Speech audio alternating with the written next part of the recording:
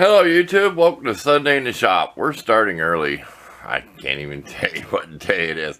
We're going to try to do a few clips here and there before it gets to Saturday when I make my video. And I've been uploading on Saturday evening to make it a little easier on me. But we did a little more work on this. We've had it apart and we've modified it even more than what I found on the internet. So we're going to show you how slow I can get it to go now.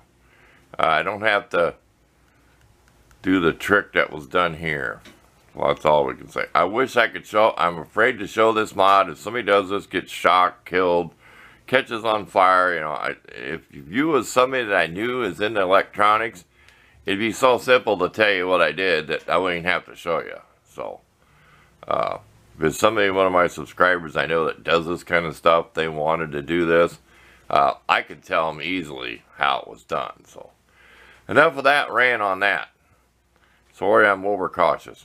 Okay, here we go. This thing's going to be noisy. We're going to run it through some different speeds. I want you to see the knob here, okay? The knob is right here. Don't be confused by all them shadows. Here's the line. Don't start this all the way slow. You got to have it going a little bit of juice.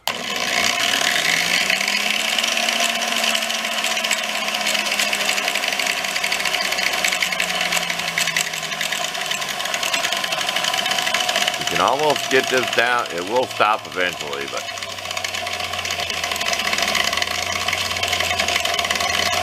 here's the problem with these speed controllers. I've seen people on drill presses and stuff. You can kill it by sharpening a pencil. See that? You don't. So same thing happens. You put some of them controllers on drill presses. Okay. We're going to take it through the range here and rev it up.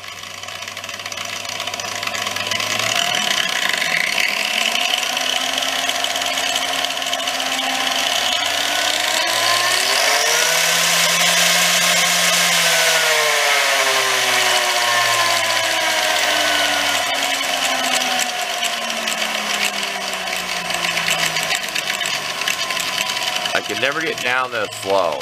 So I don't know what I'm going to use this on. I doubt it'll ever go this slow on a grinder.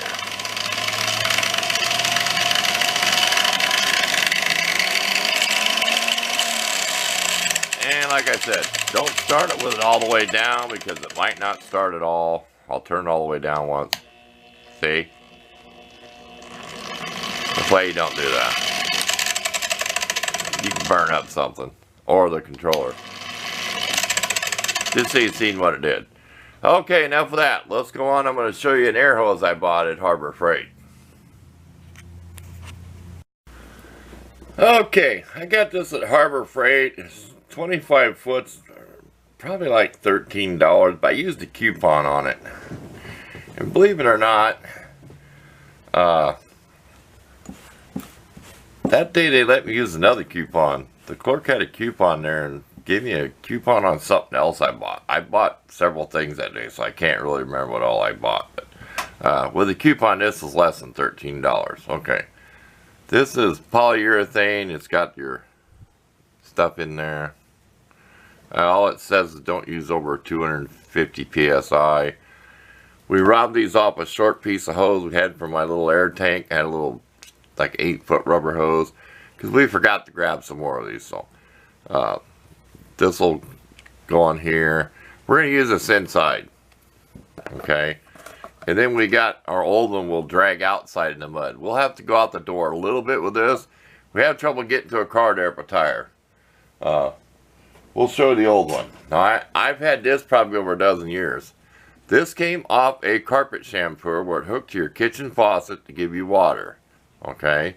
To the carpet shampooer. I've had 150 psi in this. This thing has been drug around, run over with cars, junk dropped on it, used around grinders. It's got one of them where you splice with the bar, put on the hose. There's a hose clamp. That's why there's a big hunk of tape there. This will be used outside. Okay, so I don't care how grindy it gets. This could be a coupler I bought at a farm store. These are the steel ones I bought at Harbor Freight. They're Merlin. And I like these better than the brass. They look better than the brass. They have extra ball bearings inside of there. Like 6 instead of 4 or whatever. Let's just look. Or 3. Yeah, these only have 3 in there. I don't think you can see in there. So it was better when I overpaid for it at a farm store. I paid like $5 for this couple fittings. Well, I don't know what was all on the card when I bought like this fitting. Just look through their air fittings, you'll see. But said this has lasted me, and I don't run a big shop. It's just to air up tires when I change tires and air up tires, dust off stuff. So it is a neat color. They have a PVC, which is orange. They have a hybrid, which is green, if you want to look on their website. And then, of course, they have the natural rubber ones. But I'll snap a picture of the both sides of this so you can read it. If these fail, these swivel things, for the cost of a hose, I will chop it off. I'll buy the kind and have a barb, and I'll put them in here. And I may not use hose comps. I might make some out of wire or something so it isn't so bulky. But I'm sure if you read the reviews, somebody's probably going to say they fail where this swivel's right here. That's the only thing I was concerned about. I wasn't concerned about the hose not standing up to it. And they say it stays flexible in cold weather. No, I've had this hung on my shop for 2 or 3 days because even just being chilly, it was wound up real small to fit in that package. And it was really, it still has a curl to it now, even though it's in a bigger loop. So, enough of that. We'll snap some photos and we'll think of something else for today's video. Okay, let's talk drill bits the rest of the video. I bought this set for 20 bucks. The only difference between these and the Bauer is the color of the box. They're red. They're the same drill bits. I stood there and looked at them. They're not 21 piece, actually 21 sizes, because they double some of them. So you only get like 17 sizes. They double. And I will snap a picture of that so you can see what the sizes are. Okay, we're not going to take too long on this. We're going to show you the old ones. Okay, now we had a set in a tin box, which is better than these.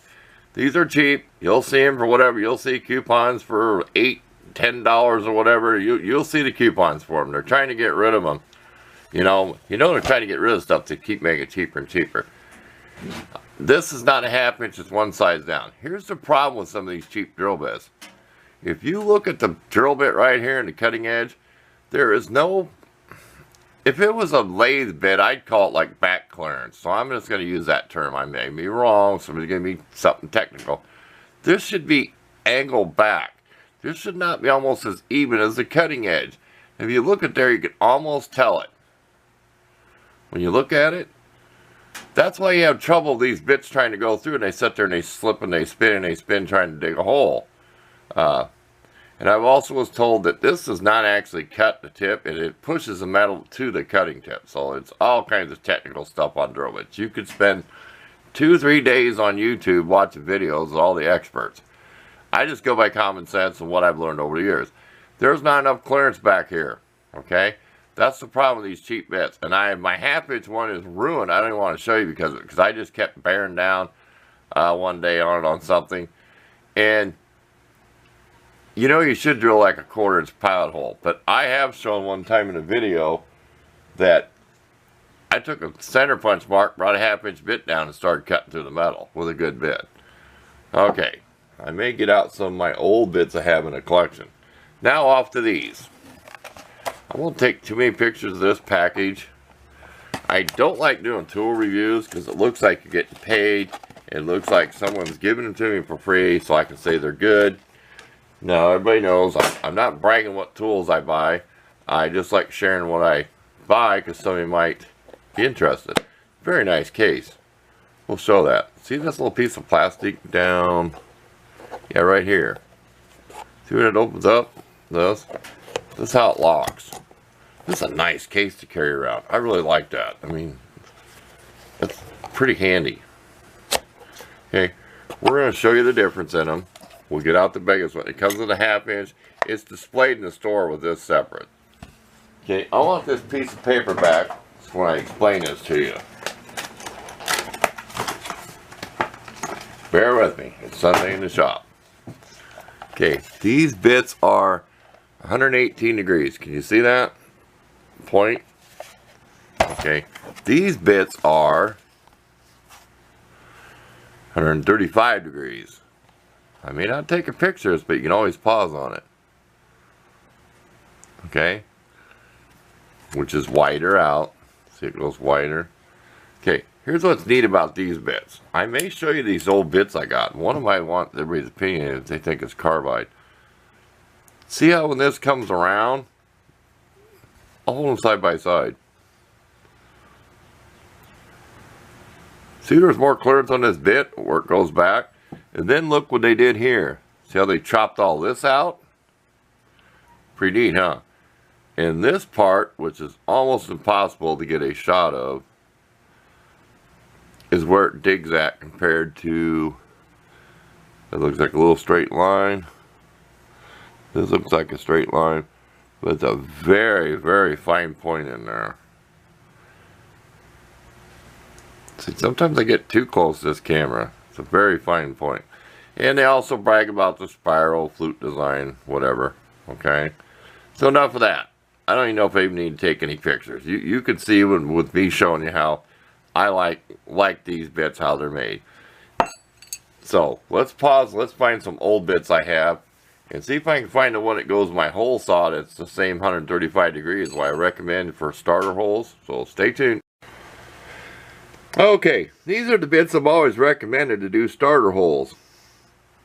If you look at it, it has the same thing, the step, 135 degree. This one's kind of chipped up because I've abused it. I probably have 4 of these around. You get like 2 for $5, and that's when it goes in your hole saw thing, arbor. So you put that set screw. That's why I'm always bringing this up if you ever see me over the years using the hole saw. These are high-speed steel, which those are too, but it's slipped in the chuck a few times. But I probably have 4 of these. I got a pack of 2 new ones. I might even have 5. I think I got one in a hole saw kit and 2 other ones laying around. I keep them by the drill press, right up in the vise when I make a starter hole. I recommend these because once you get a hole with these, you can use them cheap crap, and I use cheap crappy bits on projects. I'm not going to use my new bits I just bought on just any old junky project. Okay, I was handed these years ago and told some of these were really expensive bits. See the funky spiral on that? Thought I'd mention them new bits. I swear I was going to cut my finger handling them. That's how sharp they are. And I say these back because these have the 3 sides. Now I should have mentioned that. Everything above 3/16 on these has the 3 sides, not 6. They're not hexagon. They're called tri-flat, whatever. Right there. See? It's like it's a trademark. I think I will take a picture of that for you. It'll probably turn sideways. Okay. Now I have a bit in here. Some of these are dull. Here's a bigger one. This is some starter bits from DeWalt. I think this one's junk now. But I can use it on wood. It's probably junk for metal. Here's something I want to ask everybody. Okay? You see the color of this bit? I wish I could read the name on it. This needs resharpened. I might have made an attempt. Somebody might have made an attempt on this. If you see how that's dipped in, I did not sharpen the bit like that. I don't know if this is factory, how that dips in. I might have made an attempt to sharpen this once to get through a project. Because I've had them so many years, I was probably poor and had no bits. I believe this is a carbide bit. See the color of it? And if you compare it to another bit about the size, this is lighter. I believe this is carbide. And it has the same design, split point, and then they kick a lot of it off the back for clearance. It's been chipped or hit something hard one time, but I have drilled some pretty hard metal with this bit. I drilled some hard stuff with this bit. That's why I keep these put away in my tool drawer in case I ever have to maybe try to get a bolt out, because I'm sure that's what I chipped it on. Because I am sure I was told this was a carbide bit. And it has the same tri-flat design. Kind of short, kind of looks like machinists and stuff would use, or somebody. I know machinists like those little, they call whatever job, they have them little bits when they use them in their mill and drill press, so you don't have so long to go with the quill up and down, because remember, the longer the quill comes down, the more it can wobble in a cheap drill press. So that's about it. I about killed this subject. So I'll leave you some pictures. So you can see the color of that, the color of this gray one. That's probably oxide. This is just a totally different odd coating on here. And that's your cheap tin coating, titanium nitride or whatever. One more time on these. That's another starter bit with a really weird looking flute. But this one is in very good shape. So this one's kind of dull. This one's so I use it on wood. Just like the DeWalt now. But I keep them put away in case I have to do something really precise, because this one's really still sharp. So thanks for watching this week, and like I said, I'll take a picture of this so you can kind of look at the design of that a little more. So that's all for this week. Look forward to seeing you next week.